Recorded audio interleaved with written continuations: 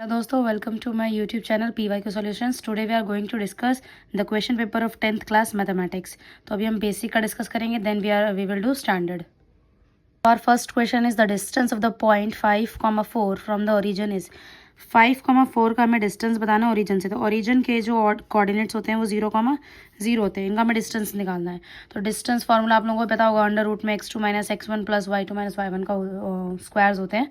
तो यहाँ पे हम क्या करेंगे, 5 - x2 - x1, तो हम तो 0 - 5 लिख सकते हैं। 5 - 0 सेम ही है। अगर हम 5 - 0 करते तो हमें 4 में से भी 0 माइनस करना पड़ेगा। 5 - 0 5 आएगा, 5 का स्क्वायर प्लस 4 - 0 4 का स्क्वायर, ये रहेगा अंडर रूट में। 5 स्क्वायर कितना होता है 25 प्लस 4 स्क्वायर 16। अब इनको अगर हम ऐड करें तो आपका आएगा 41। अब ये अंडर रूट में होता है तो इसलिए आपका आ जाएगा अंडर रूट में 41 स्क्वायर 41 यूनिट्स। तो आपके पहले क्वेश्चन का आंसर हो जाएगा अंडर रूट में 41 यूनिट। नेक्स्ट क्वेश्चन है प्राइम फैक्टराइजेशन ऑफ 4, 5, 6। तो 4, 5, 6 का प्राइम फैक्टराइजेशन क्या होता है ये आप लोगों को बताना है। प्राइम फैक्टराइजेशन करना है तो ये हमने कर लिया, प्राइम फैक्टर्स इसके निकाल लिए। तो इसके निकल कर आए हैं 2 × 2 × 2 × 3 × 19। तो आप देखो यहाँ पे 2 जो है 3 टाइम्स मल्टीप्लाई में, तो इस वजह से इसकी 2 की पावर 3, ये रहा 3 और ये रहा 19। तो option number B is correct. Next question is अगर साइन ए जो आपका 3/5 है, देन हमें वैल्यू निकालनी है कॉस ए की। क्लास इस क्वेश्चन को आप दो तरीके से कर सकते हैं। पहला वो आइडेंटिटी आप लोग लगा सकते हैं कि sine square plus cos square equals to 1, या फिर शॉर्टकट में आपको पता होगा कि जो 3, 4 और जो 5 होते हैं पाइथागोरन ट्रिपलेट होते हैं। मतलब किसी भी ट्राइंगल के अगर 3, 4 और 5 साइड है तो पाइथागोरस को फॉलो करते हैं, और राइट एंगल ट्राइंगल होते हैं ये जो आपके ट्रिग्नोमेट्रिक फंक्शंस होती हैं। तो इसमें आपको दिया गया कि साइन है बराबर में 3/5 है। अब 3/5 है तो साइन क्या होता है P/H परपेंडिकुलर बाय हाइपोटेन्यूज। हमने मान लिया राइट एंगल ट्राइंगल में एंगल ए है तो इसके सामने वाला परपेंडिकुलर अपॉन ये हाइपोटेन्यूज। तो 3 और 5 ये डायमेंशन ये होंगे आपके मेजरमेंट। तो ये बेस क्या हो जाएगा 4, क्योंकि 3, 4 और 5 मिलकर ही पाइथागोरन ट्रिपलेट बनाते हैं। यहाँ तक ठीक है। अब हमें निकालना है कॉस ए। तो कॉस क्या होता है B/H। अब B/H बेस क्या है एंगल ए के लिए 4 एंड हाइपोटेन्यूज 5 है, तो आपका आंसर हो जाएगा 4/5। नेक्स्ट है for what value of k the product of zeros of the polynomial is 2। तो ये आपका पॉलिनोमियल हमें दिया गया है, हमें बताना है कि k की क्या वैल्यू रखें कि जो प्रोडक्ट ऑफ जीरोज है। आपके इसमें जीरोज होते हैं अल्फा और बीटा होते हैं। तो प्रोडक्ट ऑफ जीरोज मतलब अल्फा इंटू जो बीटा है वो हमको दिया गया है 2, और हमें बताना है कि k की क्या वैल्यू होगी। तो अब अल्फा बीटा क्या होते हैं, तो क्लास अल्फा इंटू बीटा हमारे होते हैं C/A। वैसे तो alpha plus beta minus B/, होते हैं जो कि आपका सम ऑफ जीरोज होता है, लेकिन यहाँ पे प्रोडक्ट ये दिया हुआ है इसीलिए हम प्रोडक्ट का लेके चलेंगे। तो अल्फा इंटू बीटा होता है C/A। अब अल्फा इंटू बीटा हमें गिवन है 2, इसलिए रख लिया यहाँ पे 2। C आपका होता है ये जिसके साथ कोई भी वेरिएबल नहीं होता, तो -7C की वैल्यू। A होता है आपके x² के साथ वाला नंबर कोफिशिएंट उसका, तो ये हो जाएगा k अपॉन में। इसको अगर हम शिफ्ट करें तो k ऊपर गया और 2 आया नीचे डिवाइड में, तो k की वैल्यू आपकी आई है -7/2। तो option number C is correct.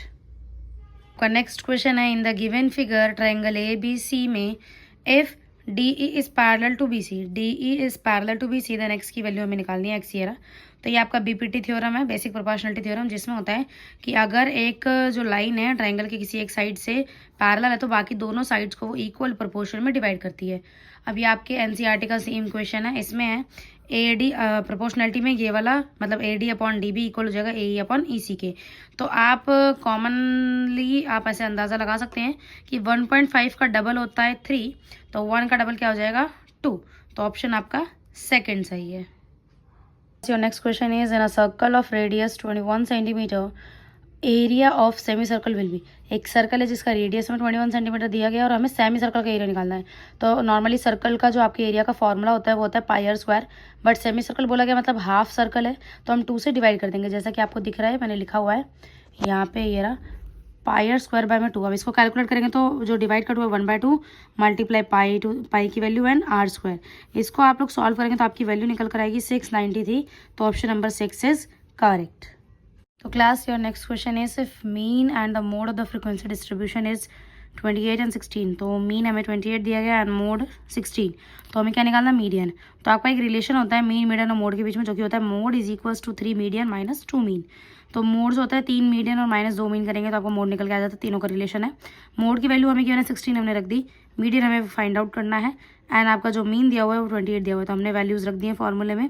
16 का 16, ये माइनस इधर प्लस में शिफ्ट होगा, फिर ये जो मल्टीप्लाई है मीडियन के साथ 3, ये जाएगा इधर डिवाइड में, तो आपका मीडियन का वैल्यू निकल कर आएगा 24। मीन्स आपका option number B is correct. Next है a tree cast shadow of 7 metre on the ground, the angle of elevation of the sun is 45 degree. तो ये आपका ट्री है, इसका जो शेडो है, ये शेडो बन रहा है तो शेडो जो है वो 7 मीटर है, एंगल हमें गिवन है 45 डिग्री एंड हमें इसका हाइट निकालना है।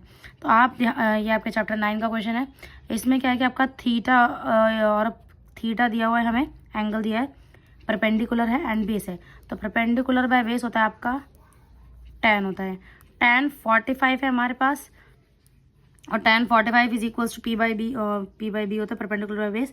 तो परपेंडिकुलर एक्स अपॉन में 7, tan 45 का वैल्यू हमारा 1 होता है, 7 इधर मल्टीप्लाई में जाएगा 1 के साथ तो 7 ही आएगा। तो एक्स की वैल्यू आपकी आ गई 7 सेंटीमीटर मीन। इसका मतलब हुआ कि height of the tree is 7 metre. तो option number D is correct. Question एक ट्रायंगल ABC है जो कि सिमिलर है ट्रायंगल DEF की। तो सिमिलैरिटी में क्या होता है कि दो ट्रायंगल्स के जो तीनों एंगल्स है कॉरस्पॉन्डिंग एंगल्स वो इक्वल होते हैं आपस में और जिनकी साइड होती है वो प्रोपोर्शन में होती है। तो हमें दिया हुआ है कि एंगल A जो है ये रहा 55 डिग्री है और जो E है 45 है। तो E और angle B will be equal, तो इसलिए एंगल B भी 45 आ गया। हमें निकालना है C। तो इस ट्रायंगल में अगर हम एंगल सम प्रॉपर्टी लगाएं, मतलब इन दोनों को प्लस करें और 180 से माइनस कर दें, तो हमारा एंगल C कैलकुलेट हो जाएगा जो कि आपका 80 डिग्री आएगा। हमें बताना है कि कॉमन फैक्टर निकालना है, HCF निकालना है 77 एंड 132 का। तो 77 और 132 में जो हाईएस्ट कॉमन फैक्टर है वो 11 है, क्योंकि 11 से ये दोनों डिवाइड हो जाते हैं। तो आपका आंसर हो जाएगा 11। अगर 7 से भी ये कम्प्लीटली डिवाइड होता तो 11 इंटू 7 यानी कि 77 आपका आंसर आता।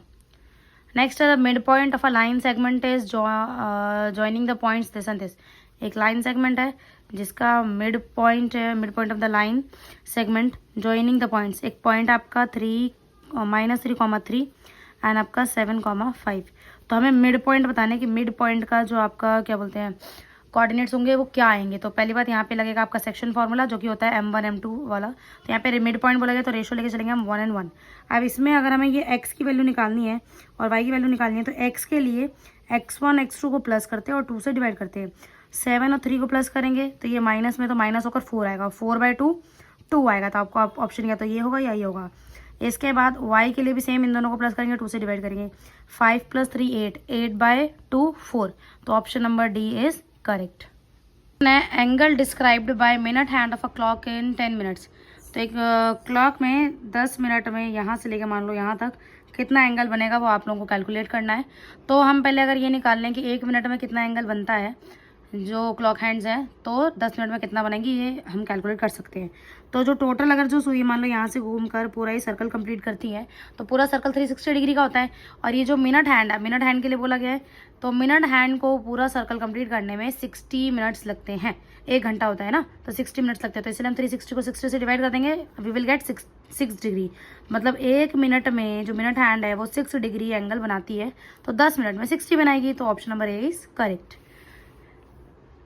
नेक्स्ट है kite is flying at a height of 25√3 metre from the horizontal. It is attached with a string that makes angle of 60 degree horizontal. The length of the string. आपका अगर diagram देखें हम लोग तो इस तरीके से बन जाएगा। ये रही काइट जिसकी हाइट हमें दी हुई है 25√3, ठीक है। ये जो एंगल बना रहा है ये आपका दिया गया है 60 डिग्री। तो हमें length of the string, length आपकी स्ट्रिंग की यही होगी। काइट ऐसी तो जाएगी, मतलब उड़ रही है तो ऐसी बंधी होगी। तो हमें ये हाइपोटेन्यूज कैलकुलेट करना है। तो आप देखिए यहाँ पे हमें दिया हुआ है एंगल के सामने वाला परपेंडिकुलर बाय हाइपोटेन्यूज। तो यहाँ पे हमारा लगेगा साइन, तो ये हो जाएगा sine 60 is equals to 25√3 upon x. ऐसे होगा। साइन 60 का वैल्यू होता है √3/2। तो √3/2 इक्वल 25√3/x। √3 से √3 कैंसिल, x इधर मल्टीप्लाई में जाएगा, 2 उधर मल्टीप्लाई में जाएगा। तो x की वैल्यू आ जाएगी 50 मीटर। तो length of the string is 50 metre.